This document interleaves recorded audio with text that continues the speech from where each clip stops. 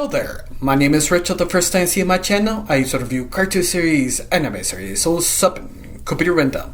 Now, before I start, there's something in my head for a long while. Think about one specific thing, that why Villainous is so successful focus on villains, because that itself is sort of rare, but not that rare, because there have been other shows that did the exact same thing as villains, but never been really successful, never very mainstream. For example, there's a show in Canada called The League of Supervillains that had the same concept of Villainous, but it never really broke out on mainstream. Or another great example, Evil Conspiray, a Cartoon Network American show who have the same concept, but at the same time, it didn't really have a bang.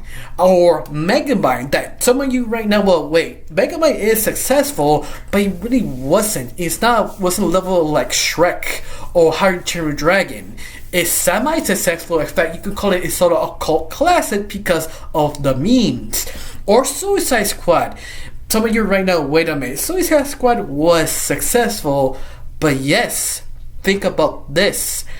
Suicide Squad was watered down, especially the Will Smith version of the movie, that people watched that and called it out. That really wasn't truly evil.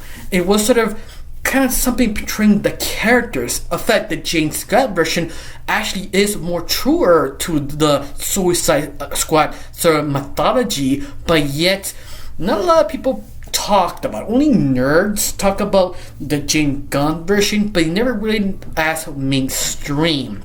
People sort of ignored it because that's sort of in between that was successful or not successful, and that make it so much interesting. Why a show like Villainous will be so successful because it was truly villains, but never portrayed that sort of setting more cartoon image that they are successful but not competent. But the total of this, everything tied in the bow, that each character of Villainous are actually has a kill count. Dr. Flood, who actually captured planes, shrink them down, and put them as a collection, knowing that he actually trapped people inside the plane and left them there to die. Or Dementia, who actually is a cannibal, has killed people in the name of Black Cat. And Black Cat himself, one of the main leads of the whole show, well, it's sort of countless murders and deceptions. The thing he did is almost unimaginable. The only character that is innocent is 505. Now compare that to the rest of the shows I actually mentioned, like the Conspiray. None of them has a kill count. None of them really did something truly evil, truly despicable. Or the Canadian cartoon that I try to remember right now called The League of Supervillains, none of them really are truly evil. They're cartoon setting, more cartoon type of evil, but not really nothing that horrific. They're just sort of watered down. And yet, Villainous is not. I think that's the reason, maybe one of the dozens of the reasons why this show is successful, and that sort of blows my mind so much because I try to wrap my head why this show Villainous is better than anything, or not better yet, it's just successful. It's slowly breaking some of the rules of you cannot make your villains horrible. You have to make it incompetent, goofy, that not murder. They have to make it adorable, have to be the most harmless thing. And Villainous, they're not. Especially they trying to make the heroes kind of jerks, so you don't feel bad they taken down by Villainous. But even that is sort of a lie, because each hero you meet is sort of way how they introduce them. You understand they're sort of complicated. Even the main leads, or you focus of the main villains of Dementia, 505, and Dr. Fire are complicated characters, but it's just sort of interesting layers about them. And going back to Megamind, The League of Supervillains, or Evil Conspiray, all of them were sort of compromised to make it the most friendliest thing ever. So why then did not blow up like successfully? You could say evil. You could say Megamind did, and Suicide Squad did too, but yet no one really talked about that much. Only by memes or comic book nerd sort of circles. That's the only people actually talks about. And yet, Villainous has everything against it. I mean everything, even the country, Mexico, who are well known not making cartoons for Mexican people because no one want to risk it.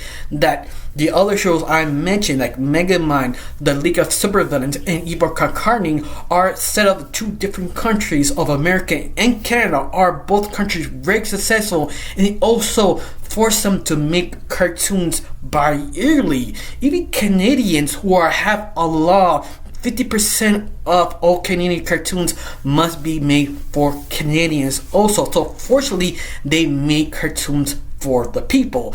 But at the same time, Mexico doesn't have that sort of luxury. We do not have the money or people trust Mexican cartoon artists to make cartoons because there is no example. Why this show is just mainstream and the rest is sort of not really doing anything. Every time they do an evil villain show, it never really hit the number one charts. You could pretend someone to do like Suicide Squad and Megamind, but yet no one really talked about only for that 1 month, a month and a half, and that's it. And just talk about which actors got play them. And yet Megamind only has 6 episodes and shorts and comic strips for online, and you still have a strong fan base. You have people willingly to translate, dub their own language of this show, fan dubs, fan art, and continue barbarian for fan stuff, even making our own fan merchant. That why this show is still beloved. I guess because they know what they're watching. The fact, if you work this down to make it most dumbest, sweetest, and not most violent, fans will revolt of Villainous because that's not about Villainous. Villainous all about making characters complicated and also ask them why they keep doing this, because each character has that sort of question. Why Dr. Fun wears a bag in the head? Who made dementia? What was the purpose of 505? And who is Black Cat? And why he hiding secrets from his own team? And I compared this to once more Suicide Squad or Suicide Squad and Megamind, Evil Carney, and any other evil villain main character in a cartoon. None of them compared to, you could say maybe Suicide Squad, but once more, every time they try to make mainstream, nobody, every time they do, they sort of water it down or doesn't work as they actually wanted to. And yet, Villainous, while trying, affect everything is against Villainous, is still successful. Maybe Andy, the creator of Villainous, sort of realized, yeah, I have to make him so much more. I mean, you have a mystery. You kind of wonder why the characters are doing certain things. Why do the people wants to know who is Manda and why he's so important? And it just gives you that sort of questions that you just want to know, but at the same time, you don't, because the magic of Villainous is not knowing. You know something horrific is coming, but you just don't want to know. You just want to have the funness, the freedom of being a villain. You know each character are pathetic losers, but yet they stick together for just doing evil. And that is kind of fun, because it's kind of hard to do a show like that while compromising, because sometimes where do you go with that? Because the villains are successful being taken over the world, but at the same time, the last second they decide to not just sell a product, and that is just wild. I mean, the other evil villain main lead characters who are focused on just being villain, they just do nothing. They try to take the world, but they're incompetent or they're just losers and they don't really go in any direction. And this is Villainous, that the reason why it's successful, you just want to know what is exactly going on, who is Peace, and why they want to take down a Black Cat. I mean, it's kind of obvious. It's either the heroes, but you question the heroes or the organization. Why? Or why you have cults, why you have people doing things in this universe that is sort of interesting. You have layers of layers. This show just hits hard for no reason, but yet it makes sense. It needs to make this deep, interesting, fun, chaotic, pure evil, because that's how the only way to make a villain show is just make everything just built. And I think this is the reason why people adore this show. Maybe because the character designs, maybe the questions, maybe some characters are just so likable, interesting.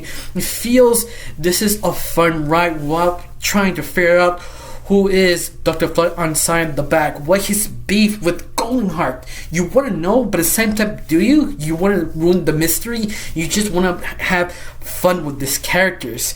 And that's the thing I just enjoy, because the main focus of this dimension in Dr. Flood in 505 is trying to succeed and please their master, doing evil jobs. Even that you know they're confident, competent, but yet they're losers. They keep messing up, but somehow they pull a win out of nowhere. But at the same time, that win is successful, and you remember, wait a minute, I'm cheering for the bad guys, the people who do horrible things and do contracts to steal your souls, and yet I'm okay with that.